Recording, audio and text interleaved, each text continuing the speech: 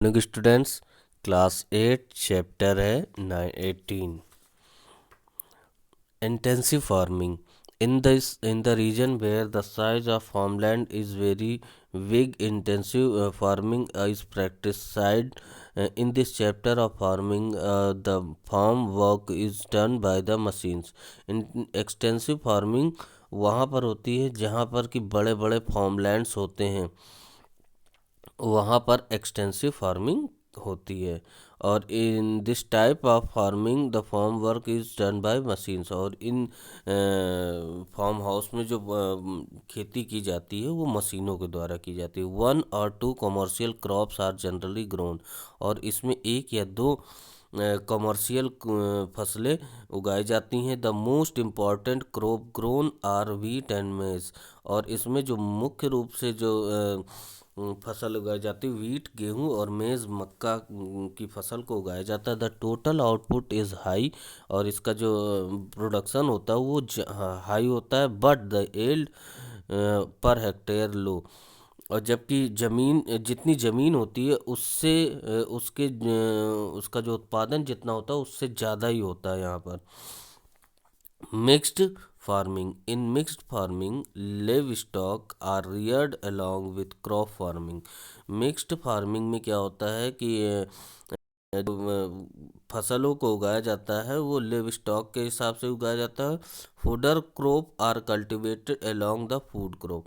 इसमें fodder crop को उगाया जाता है, जबकि खाने वाली फसलों को कम के साथ ही उगाया जाता है। जैसे cattle Rudyard for milk and meat is an important features of mixed farming. इसमें होता है भाई जानवरों को चराना, दूध निकालना, उनका मीट, ये सब मिक्स्ड फार्मिंग में आ जाता है। It is mostly practised in thick populated areas of Europe, eastern USA, Argentina, south east Australia. और ये मोस्टली जो होता है ये जहाँ पर जनसंख्या ज़्यादा होती है वहाँ पर मतलब फार्मिंग की जाती है। और इनके एरिया होते हैं यूरोप के area, north eastern Asia, Argentina, south east Asia, Australia, New Zealand and south Africa. New Zealand और साउथ अफ्रीका भी। The farmer followed the well developed system of crop rotation which also help retaining the soil fertility.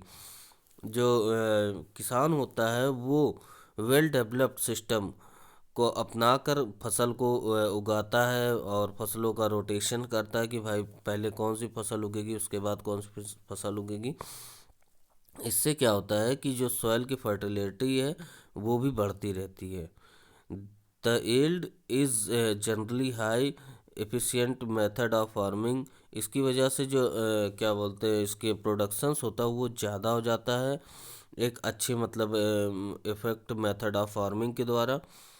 Quick means of transport and a ready market in the nearby thickly populated areas ensure goods return the farmer।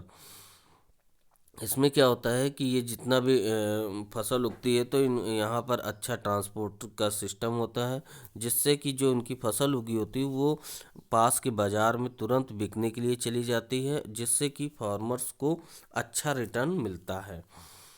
Plantation agriculture. Plantation agriculture was introduced by the Europeans in tropical and subtropical region।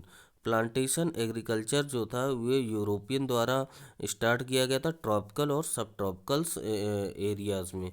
The farms are called estate are very large.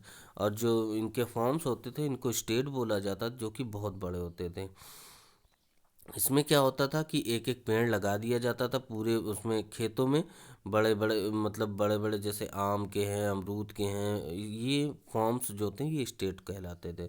Efficient and scientific method are used. और इसी में scientific method और जो आसानी से किया जा सके वो मेथड को यूज़ किया जाता है। Cheap and skilled work labour and use capital investment and are required. और इसमें क्या होता है कि सस्ती लेबर मतलब ज़्यादा खर्चा नहीं आता है और इसमें ज़्यादा रुपीज़ का इन्वेस्टमेंट होता है। Mostly the single crop of tea, coffee, sugarcane, rubber, banana, spices and cotton is grow.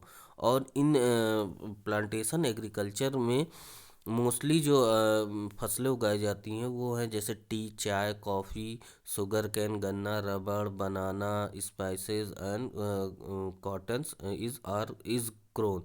और इनको उगाया जाता है। The plantation are managed like industrial units.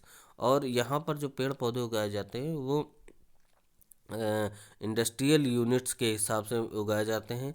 In India tea plantation is done in Darjeeling and Assam. और भारत में जो चाय का प्लांटेशन किया जाता है वो दार्जिलिंग और आसाम में किया जाता है। नेक्स्ट आ जाता है dairy farming. Dairy farming is practised mainly near the big cities where people do not have time and space for cattle rearing. Dairy farming जो होता है वो बड़े शहरों में उन लोगों के द्वारा किया जाता है जिनके पास की टाइम नहीं है जानवरों को रखने का। तो वो लोग डेयरी फार्मिंग को प्रैक्टिसाइड करते हैं। मतलब वो लोग शहर से थोड़ा दूर डेयरी फार्म मतलब जानवरों को रखते हैं और डेयरी फार्मिंग करते हैं। It growth and develop has its root in Europe where the climate is suitable for natural pasture. और इसका विकास और उत्पादन इस पर निर्भर करता है यूरोप में इस पर निर्भर करता है कि वहाँ का क्लाइमेट और नेचुरल पास्चर कैसा है। और ये मुख्य रूप से पहले यूरोप में स्टार्ट हुआ था। Dairy farms need a large labour force to look after the cattle. और इस डेयरी फार्म में क्या होता है कि जानवरों को देखने के लिए एक लार्ज लेबर फोर्स की ज़रूरत पड़ती है। At present machine are widely use for milking, feeding and cleaning cattle. But आज के टाइम में भाई कैटल्स की देखभाल करने के लिए उनको नहलाने धुलाने के लिए या दूध निकालने के लिए मशीनों का इस्तेमाल किया जाता है। So students, your chapter 18 agriculture is completed।